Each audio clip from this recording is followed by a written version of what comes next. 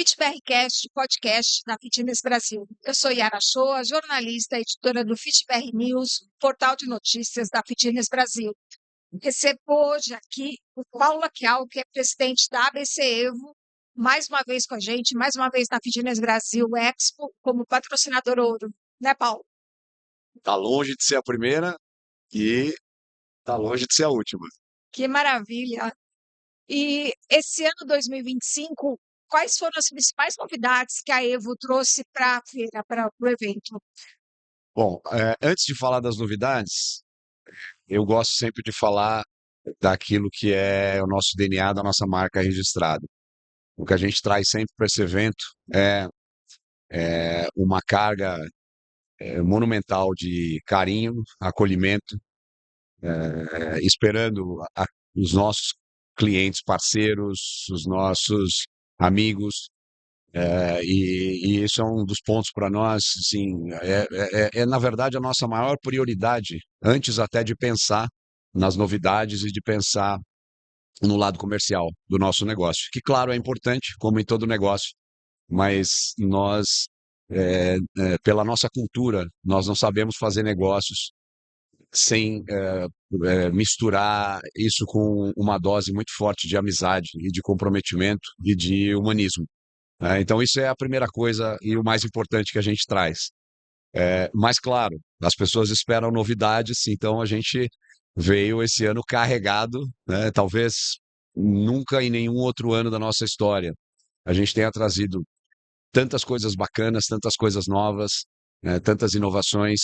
E, obviamente, não dá para deixar de dizer que a inteligência artificial é a bola da vez, né? Então, a gente veio com soluções, com produtos, com realmente um volume muito grande de coisas fundamentais para a gestão de pessoas, para a gestão do negócio e para a gestão dos dados através da inteligência artificial, né? Que é assim, vamos dizer, hoje é a pauta mundial mais importante, né? A grande revolução que nós estamos vivendo hoje.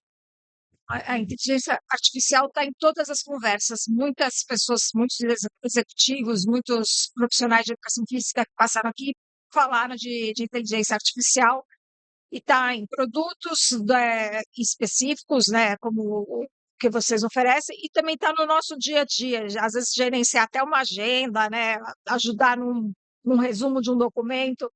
É, esse já não é mais futuro, é presente, né? É o presente, né? E eu coloco realmente a presença em todas as dimensões da inteligência artificial. Primeiro na dimensão pessoal das nossas vidas, né? Cada um de nós hoje já tem amplo acesso, né? E muitas das nossas tarefas, das nossas atividades podem ser facilitadas, otimizadas através da inteligência artificial. A segunda dimensão seria a gestão do próprio negócio, né? E aquilo que nós, internamente, como empresa de tecnologia, aquilo que pode acelerar o nosso operacional, o nosso desenvolvimento. Então, em praticamente todas as áreas da nossa organização hoje, a inteligência artificial já é um catalisador, né, e que vai nos permitir entregar ao mercado sempre com muito mais agilidade, com muito mais velocidade. E, finalmente, na terceira dimensão, os produtos, né, que é aquilo que nós disponibilizamos para os nossos parceiros, para os nossos clientes, para que eles façam também aquilo que nós estamos fazendo dentro da nossa própria gestão, né? Então, ela está basicamente em tudo aquilo que nós fazemos, né? E, obviamente, traz algumas preocupações. Eu acho que você vai me perguntar alguma coisa sobre isso, né? Então, eu não vou nem me antecipar aqui. Então já pode se antecipar, porque tem o lado bom, né, como tudo na vida, mas também tem os pontos de atenção, né? Sem dúvida nenhuma, né? E eu diria que assim, bom, vamos começar pelo filosófico, né? No filosófico, a pergunta que a gente mais escuta pelos corredores, né, é se e as pessoas naturalmente têm um receio, um medo de serem substituídas pela inteligência artificial.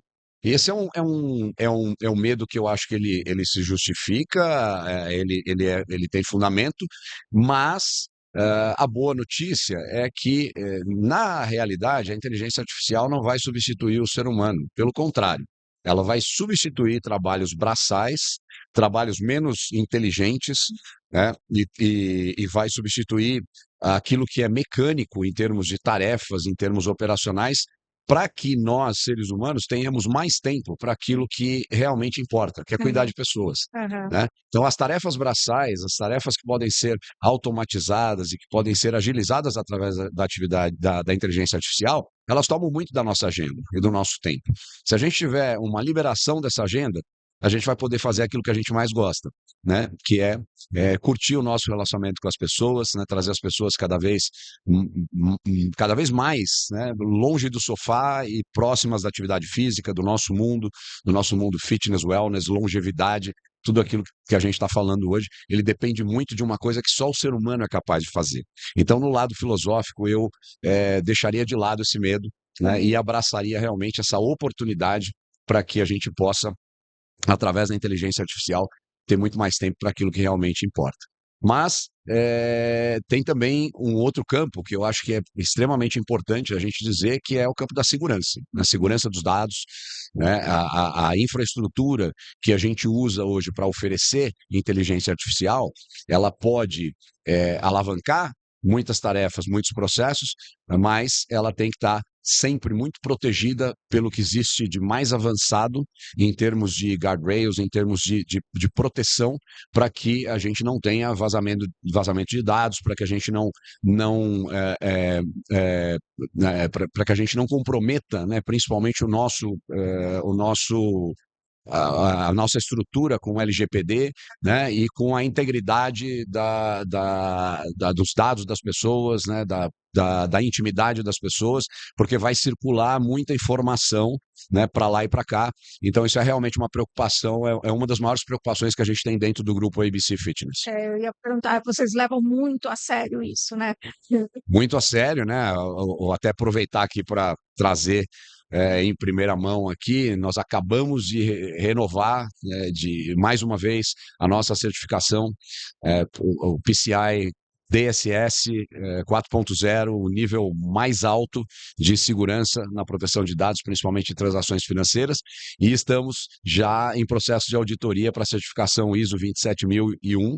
Vamos ser a única empresa em toda a América Latina com essas certificações nesse patamar, nesse nível, né? Então a gente está muito feliz em trazer isso aqui também para esse evento, né? E anunciar isso para as pessoas, ou seja, a custódia dos dados e das informações confidenciais, vai ser muito bem feita dentro da nossa base de dados, dentro dos nossos processos, tal, e a gente isso é sempre uma prioridade máxima para nós, né? Segurança é tudo quando se fala em inteligência artificial.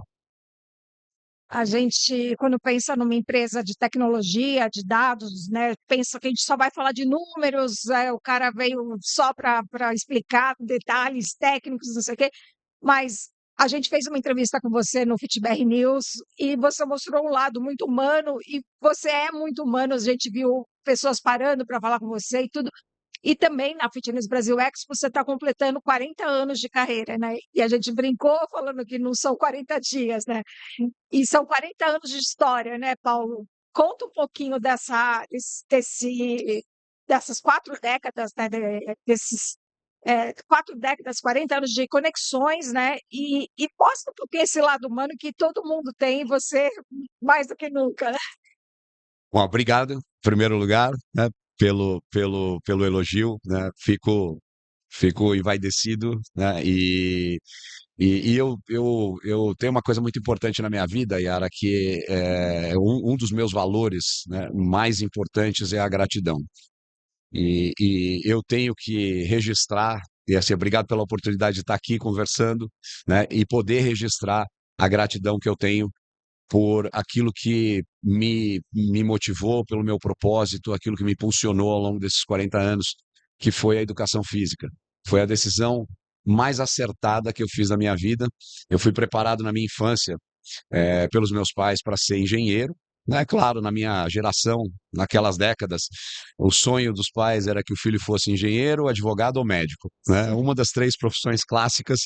E eu fui preparado para ser engenheiro, eu sempre gostei muito também, né? Eu sempre fui um cara bem organizado, eu gostava de montar e desmontar as coisas, né? Então tinha essa ideia de ser engenheiro mecânico e tal. Prestei vestibular, né? Entrei em engenharia, entrei inclusive na USP, e não fui fazer o meu registro, porque no meio do caminho eu tomei a decisão, influenciado por muitas coisas que aconteciam na minha vida pessoal naquela época, inclusive um amigo que já estudava educação física, que já era universitário, eu mudei o meu rumo, né, e acabei tendo que fazer um segundo vestibular para entrar na educação física da USP. E foi a decisão mais acertada que eu tomei na minha vida. Minha mãe se desesperou, num primeiro momento. O meu pai imediatamente apoiou. Ele dizia: eu prefiro ter em casa um professor de educação física que ama aquilo que decidiu fazer, do que ter um engenheiro eventualmente rico e frustrado, né? E realmente, com esse apoio, né, dos meus pais, eu tomei essa decisão e entrei em educação física inicialmente para trabalhar com crianças, Ah, né? que A legal. minha ideia, a minha paixão era realmente poder dar aulas para crianças e colocar as crianças, trazer as crianças para perto de nós através da atividade física, através do exercício, através do esporte, através dos jogos. E quis o destino, né, que o meu primeiro professor na Universidade de São Paulo fosse meu grande mestre, que abriu as primeiras portas para mim,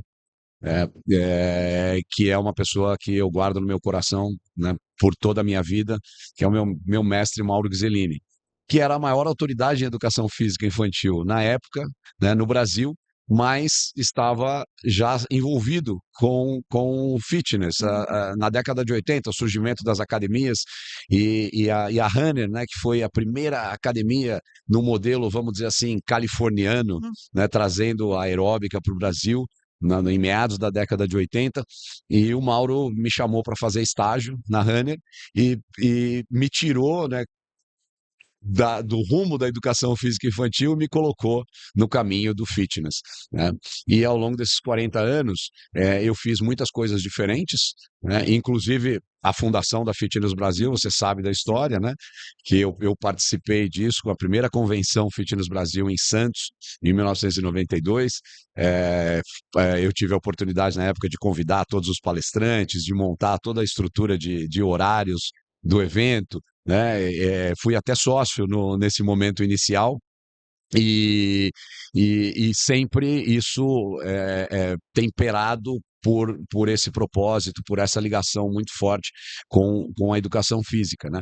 Você Então, teve até uma atuação forte também na aeróbica, né? Quando você conheceu o Fábio Saba, também, que também está fazendo 40 sim, anos de. curiosamente, né, nós vamos celebrar juntos hoje, recebendo os amigos para o abraço, para as fotos, e curiosamente, em 1985, nós começamos no mesmo mês, né, no mês de agosto de 1985, como concorrentes, né? Ele na Companhia Atlética e eu na Runner. Companhia Atlética, uma marca super tradicional, né, lendária, uma marca muito importante na nossa história também, que tinha uma característica um pouco diferente, né? Uma característica de uma academia de uma estrutura muito muito refinada, né? Um foco muito grande na tecnologia, nos equipamentos, e nós, por outro lado, na Runner, com um foco muito grande em aulas coletivas, né? Nas aulas grupais, com a aeróbica que estava chegando no Brasil. Então éramos, entre aspas, né, concorrentes, porque assim, falar em concorrência quando só existiam praticamente essas duas Aham. marcas muito fortes na época, né, é até um exagero, mas nós começamos no mesmo mês. Isso é que é importante, no mesmo mês, no mesmo ano, e vamos celebrar juntos hoje nossos 40 anos de jornada, de trajetória. Maravilha. E essa sua trajetória, vivendo na prática a educação física, vivendo, tendo as experiências, né, como inicialmente profissional de educação física, professor, te ajudam hoje a atender os seus pares, os seus colegas da área fitness? Absolutamente, absolutamente, né?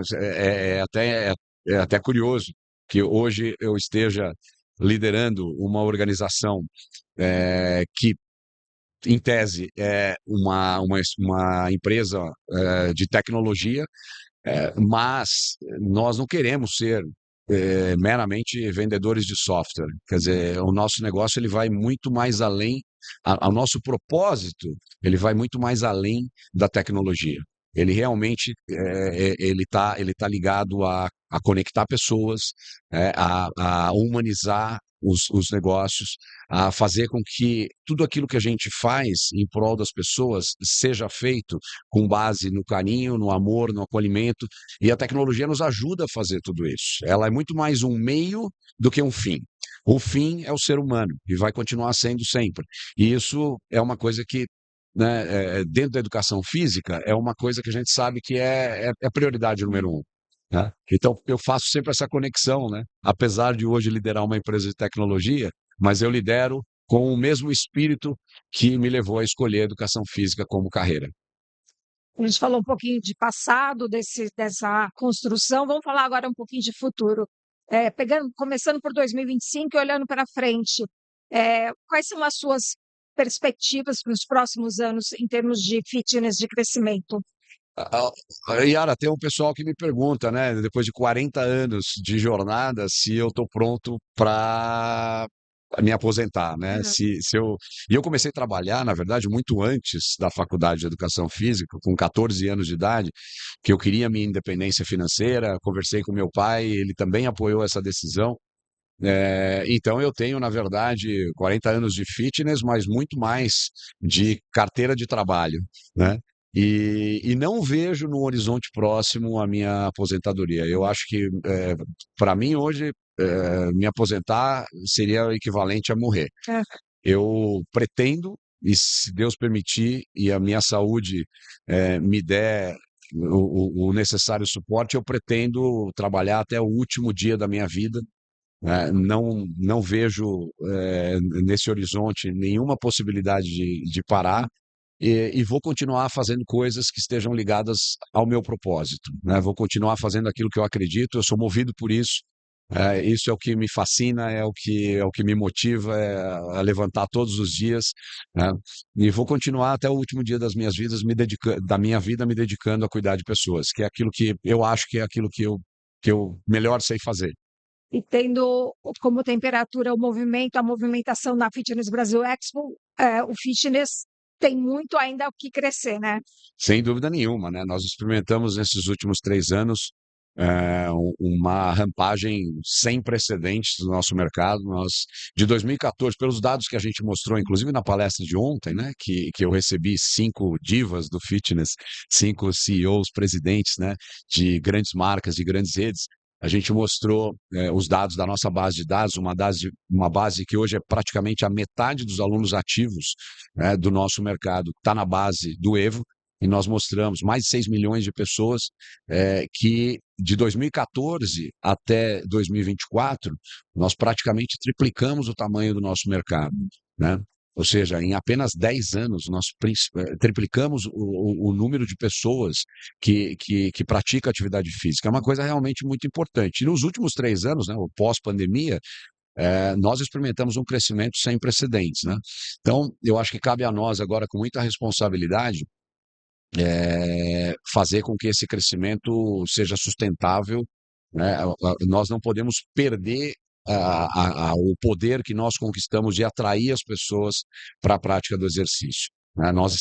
As pessoas estão conscientes, as pessoas estão buscando viver mais e viver melhor, e nós não podemos perder a oportunidade de segurar essas pessoas, de engajar essas pessoas dentro daquilo, da nossa proposta de valor, dentro daquilo que nós fazemos, né? Então, essa é uma responsabilidade de todos nós juntos, né? Nós estamos todos unidos em torno dessa missão. E os negócios foram bons na Fitness Brasil Expo? Deu para bater meta, superar meta? Olha, é, meta é um indicador importante, mas eu também, como faz parte do meu DNA, eu nunca dei a meta a prioridade maior. Eu gosto, na verdade, do recorde.